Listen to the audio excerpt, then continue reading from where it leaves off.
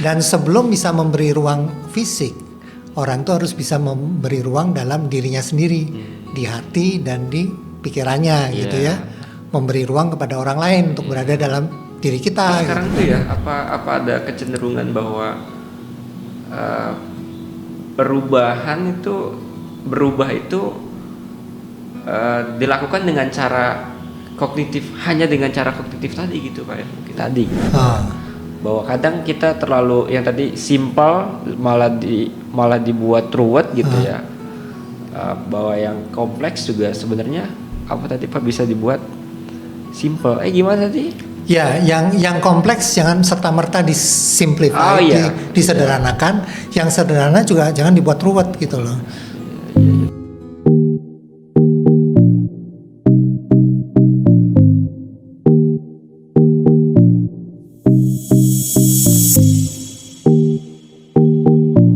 Selamat datang kembali para pemirsa setia podcast Bening Podcast.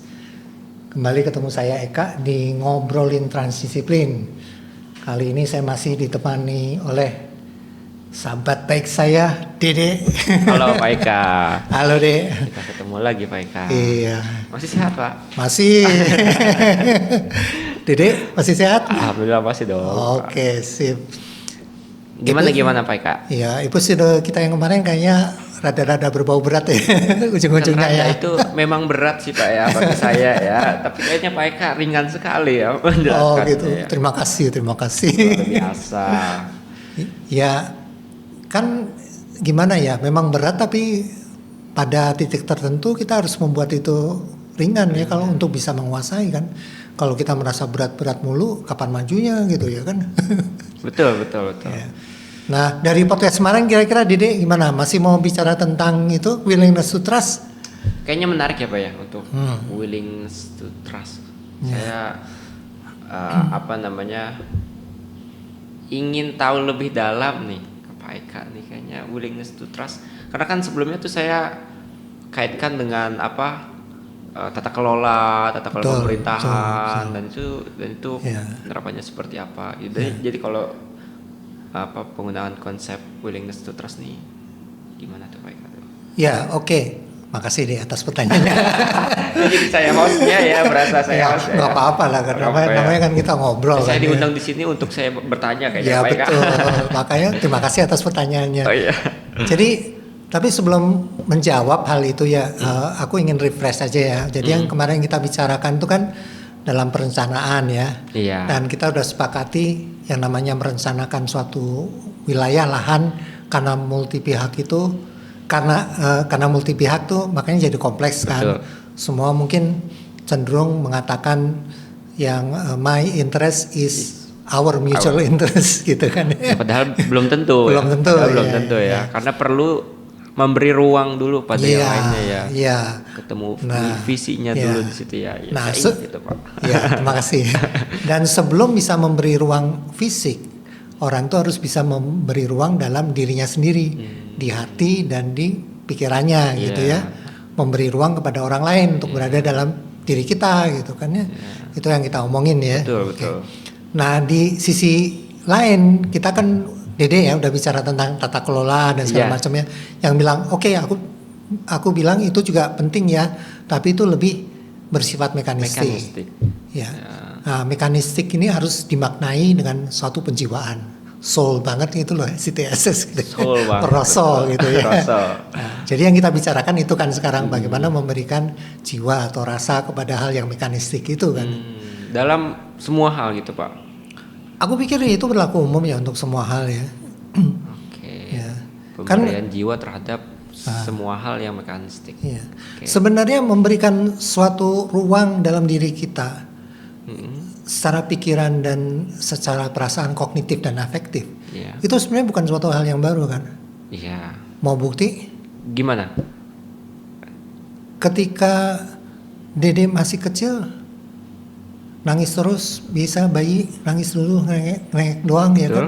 Nggak ada space lain diri saya. Kalau saya haus, nangis. Kalau saya lapar, nangis. Kalau saya marah, nangis gitu kan. Tapi dengan berjalannya waktu makin dewasa, Dede mulai mengenali saya harus memberikan ruang kepada kakak adik saya, orang tua saya.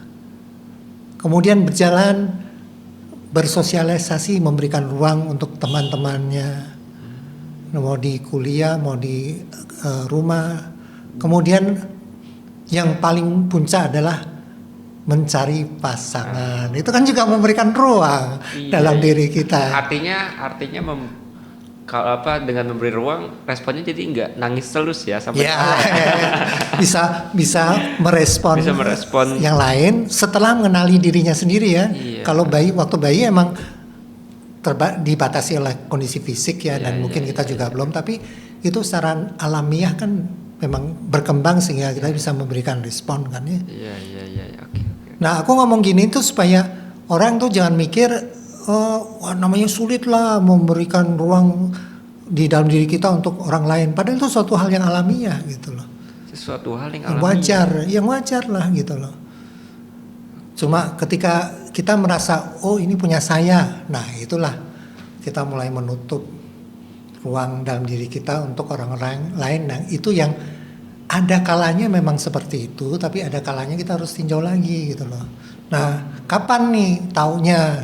Nah itu yang mau saya tanyakan. Iya. Nah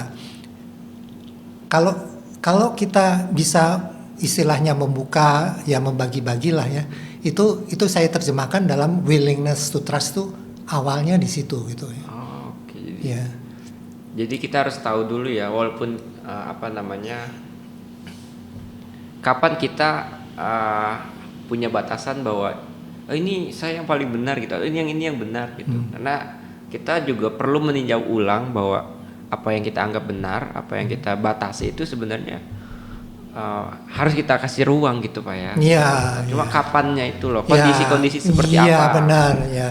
Nah ini aku lupa ya namanya siapa, tapi ada seseorang yang kalau nggak salah psikolog ya, yang dia mengatakan bahwa kita kembali willingness to trust, dan kita bicara tentang willingness, bahwa trust itu sebenarnya ada dua hal ya. Cognitive trust dan affective trust. Cognitive trust, affective trust. Apa bedanya itu Pak?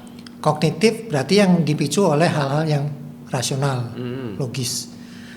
Kalau afektif adalah hal yang menyentuh hati, pemahamanku. Oke. Apa itu ada hubungannya dengan yang mekanistik tuh sesuatu yang apa tadi, kognitif? Kognitif dan afektif. Iya. Nah, kalau aku sih maunya aku nyambungin ke situ. Dalam arti ketika kita bicara tata kelola dan segala macam itu udah logical things gitu loh, yang harus kita kerjakan. Iya. Tapi makna dari yang logical itu yang oleh afektif gitu loh. Iya. Ya. Jadi kalau kita tidak bisa memaknai hal-hal logika itu secara afektif, kita cenderung menolak gitu loh. Enggak begitu gitu loh. Enggak ada apa-apanya buat saya gitu. Dalam tanda kutip apa-apa gitu ya. Bisa finansial, bisa tangible, bisa intangible. Dan biasanya orang selalu bilang hal yang tangible dulu sebelum intangible. Padahal biasanya bisa juga munculnya itu tidak apa-apa buat saya itu yang secara intangible gitu. Tapi dikeluarkannya dalam hal tangible. Yang paling sering itu kan kalau kita melakukan hal-hal transaksi ya. Seperti misalnya pemberi kerja dan penerima kerja gitu kan. Itu kan dihargainya cuma dalam 1 bulan 1 hari ya, ketika gajian. Iya. Gak setiap hari ya. Ya, gak setiap hari ya.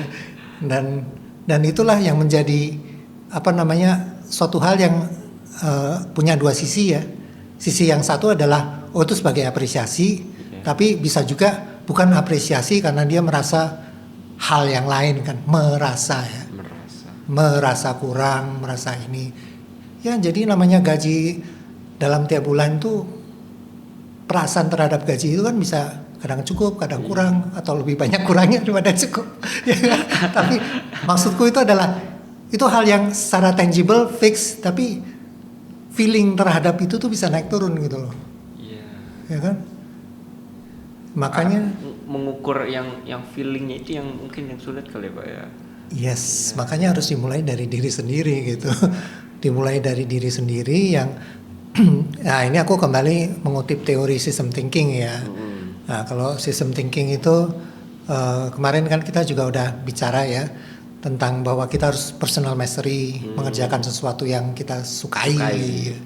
Kemudian dari situ kita refleksi diri kita sendiri, membenahi atau bisa dekonstruksi, rekonstruksi mental model kita, memberikan ruang untuk orang lain, pihak lain. Kemudian kita berbagi visi. Nah, ketika kita udah melakukan 3 hal itu, kita baru bisa melakukan pembelajaran secara kolektif. Dan ketika kita belajar pembelajaran secara kolektif, sebenarnya kita bukan bicara lagi si A, si B itu gimana, tapi apa sih koneksitas si A dan si B sehingga kita merasa seperti ini. Koneksitas apa yang harus diperkuat, apa yang mungkin harus diputus, apa yang mungkin harus dibangun. Tapi tidak membicarakan lagi individual A, B dan segala macam. Jadi itulah konsep system thinking. Jadi personal mastery, mental model, shared vision, team learning. Baru kalau kita melakukan 4 ini secara perlahan system thinking di otak kita itu nyambung. Oh begitu ya. Nah mungkin tuh disitulah baru muncul trustnya. Trustnya muncul. Dan itu bisa didekati baik secara kognitif maupun afektif gitu. Beratkah? Berat. Saya mulai mikir. Oke. Tapi kira gambarannya ada, gambaran gedenya ada gitu kan ya. Jadi ini bukan suatu hal yang ya berat, tapi bukan berat-berat banget, bukan hal yang mustahil dilaksanakan gitu loh. Benar-benar. Kalau misalkan penerapannya dalam kepemimpinan, tadi Pak Eka kayaknya menyinggung dalam hal kepemimpinan yang afektif dan kepemimpinan yang kognitif. Nah, itu seperti apa tuh Pak maksudnya? Aku sendiri kayaknya masih harus belajar tentang hal itu ya. Karena aku merasa aku sebagai orang lebih sering menyentuh hati orang daripada berperintah atau memerintahkan hal-hal yang logis gitu loh. Jadi oke, gimana sih yang kamu rasakan ya? Moga-moga itu nanti menjadi suatu hal yang logis bagi kamu untuk kamu bisa kerjakan sendiri gitu. Dan salah satu pengarang yang aku ikutin, John Kotter, itu kan mengatakan ada 2 mekanisme ya untuk orang belajar dan berubah. See, feel, change. Melihat, merasakan, berubah. Melihat, merasakan, berubah. Itu aku pikir afektif ya. Iya. Dan yang kedua dia, aku agak lupa tapi kalau nggak salah analysis, think, change. Aku lupa antara analisis dulu apa think dulu. Pokoknya itu sisi logikanya. Jadi sisi logikanya, sisi afeksinya. Ya. Dan si John Kotter ini mengatakan yang lebih efektif tuh yang afektif ini, afeksi ini daripada, bukannya nggak bisa ya, bisa, dua-duanya bisa. Kenapa dianggap lebih efektif Pak? Yang jiwa ini, yang efektif ini? Nah itu aku lupa baca detailnya gimana, cuma aku merasa ya itu cocok dengan aku juga gitu. Tapi merasakan sesuatu. Tapi apa sekarang tuh ya, apa ada kecenderungan bahwa berubah itu dilakukan dengan cara kognitif, hanya dengan cara kognitif tadi gitu Pak ya mungkin ya. Iya benar, aku merasa sekarang itu orang berubah gitu, Pak, ya? Berubah itu dominannya menjadi kognitif doang. Dan ini opini saya ya, opini pribadi saya, perubahan kognitif pun hanya di permukaan gitu. Hanya di permukaan. Okay. Jadi ibaratnya kenal ilmu lah. Iya. Kenal ilmu tapi sudah mengatakan bla bla bla bla gitu ya. Seolah-olah gitu loh. Tapi esensi dari ilmu itu sendiri kenapa bisa demikian, dan belum tentu bentuknya sama kalau diterapkan dalam suatu situasi kondisi yang berbeda, walaupun esensinya sama ya. Tapi masih ngeyel, harus begini Itu kan munculnya juga ujungnya dari apa namanya, kognitif yang tidak diiringi oleh afektif untuk memberikan ruang di dalam dirinya, ruang untuk orang lain kan, baik secara perasaan maupun secara logika. Dalam arti sebenarnya kalau mau dapat kognitif pada level yang lebih dalam, itu dia harus melatih juga efektifnya gitu Pak. Melatih juga betul jiwanya sekali. gitu. Betul sekali. Nah, kita kan bicara tentang bagaimana memaknai, menjiwai sesuatu hal yang mekanistik ya. Ya itu emang begitu harus gitu loh. Nah, sekarang gini aja deh. Gini. Misalnya ketika kita berbagi ya, ketika kita berada dalam suatu situasi di mana kita merasa aman dan nyaman ya, kita kenal dengan rekan-rekan di situ, kita merasa aman dan nyaman. Ketika kita membuka diri, apakah kita mengatakan, oh gila, kali ini gue gajian sekian X habis untuk gini, enggak kan? Kita justru bicara, kok gue merasa gini ya? Kita open kan? Iya. Mengopen perasaan kita, bukan logika kita kan? Ya kan? Betul. Itu argumentasi aku ya. Tapi sekali lagi itu hanya bisa dilakukan dalam situasi lingkungan yang kita merasa aman nyaman. Karena ketika kita membuka, aku tidak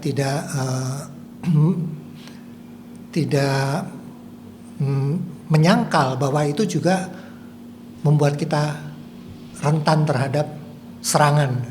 Makanya kita ngomongnya dalam ruangan yang aman nyaman gitu loh, nggak sembarangan gitu loh. Bahaya juga buat kita. Gitu.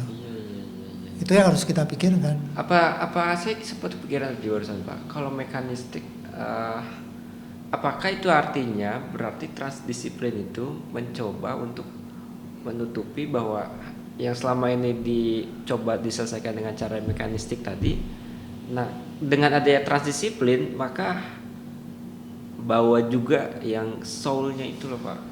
Ya idealnya begitu. Ideal begitu. Tapi kita jangan menutupi diri ya bahwa semua itu cenderung berjalan mekanistik, apalagi kalau udah bicara budget.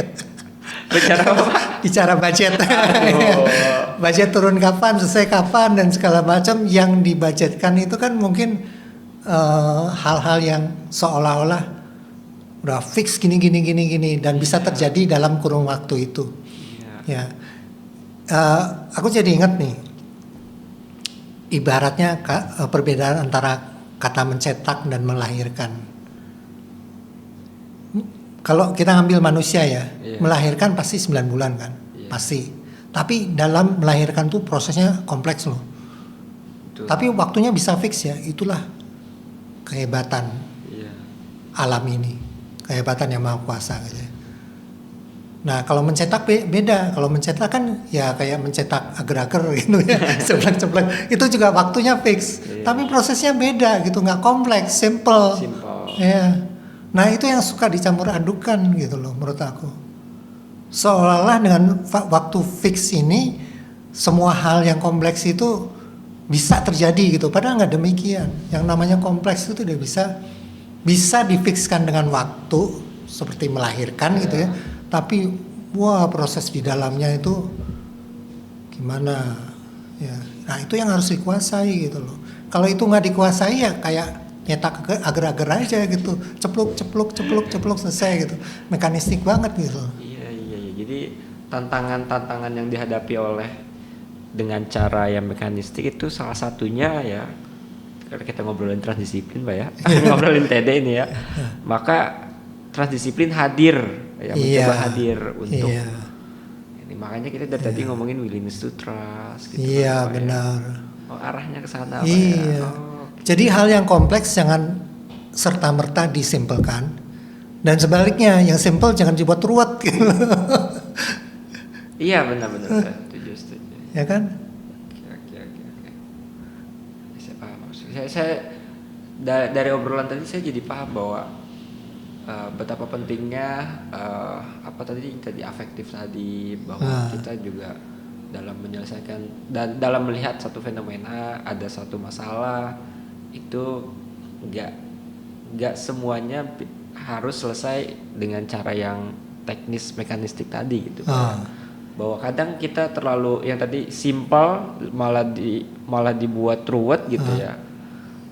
Bahwa yang kompleks juga sebenarnya apa tadi Pak bisa dibuat simple. Gimana tadi? Ya, yang kompleks jangan serta-merta disimplify, disederhanakan. Yang sederhana juga jangan dibuat ruwet gitu loh. Dan dengan memberi jiwa itu tadi Pak ya, bahwa kita walaupun sulit diukur, tapi itu yang justru penting dan banyak dari kita melupakan bagian itu Pak ya. Dan ada sisi trust itu. Oke. Saya ya banyak pelupakan. Aku juga nggak heran ya, dan tidak menyalahkan siapa-siapa di tengah dunia ini yang makin cepat bergeraknya ya. Ada WA, ada TikTok, ada IG dan segala macam. Ya aku paham juga sih, cuman ya emang harus dimulai dari diri sendiri gitu loh. Makanya itu nontonlah Bening Podcast. Dengan menonton Bening Podcast kita semakin sering merenung Pak ya. Antara lainnya itu ya, makin merenung gitu. Oke, menarik. Memang ngobrolin transdisiplin membuka pikiran dan jiwa ya. Tidak hanya pikiran ya, tapi jiwa juga ya. Oke. Ya, jadi kalau boleh aku simpulkan ya. Iya. TD memang abstrak banget. Betul. Tapi bukan tidak bisa atau mustahil dibumikan. Bisa. Abstrak banget tapi tidak mustahil untuk dibumikan. Ya. Yang sulitnya adalah kapan kamu mau mulai gitu. Gitu loh. Harus dimulai dari sekarang juga ya. Ya, mantap. Gitu. Oke deh. Mantap Pak Eka. Cukup? Cukup. Oke, kalau cukup kita tutup dulu episode kali ini. Terima kasih Dede. Terima kasih banyak Pak Eka. Setelah lama nggak ketemu kita ngobrolin jiwa lagi ya, mengisi jiwa kita ya Pak ya. Dan yang aku juga sangat senang kita masih nyambung nyambung ya. Walaupun setahun nggak ketemu. Iya betul. Gitu. Oke, para pemirsa, sampai ketemu lagi di episode berikutnya. Saya Eka dan Dede, sampai ketemu. Terima kasih.